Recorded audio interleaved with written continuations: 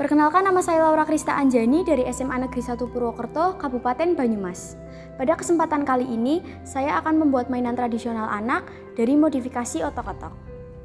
Alat dan bahan yang diperlukan adalah gergaji, bendo, cutter, amplas, bor, bambu, papan triplex, karton, lem, karet, kaleng bekas, dan cat pilox.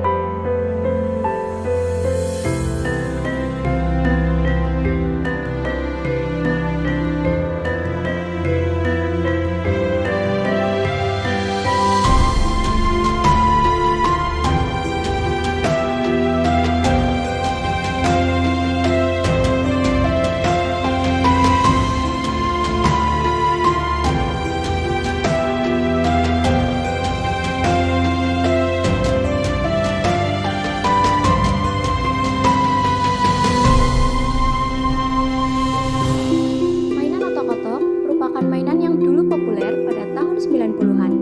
Karya ini dibuat untuk memodifikasi mainan otok-otok yang dahulu didorong, kini menjadi sebuah becak yang dapat dimainkan dengan lebih modern.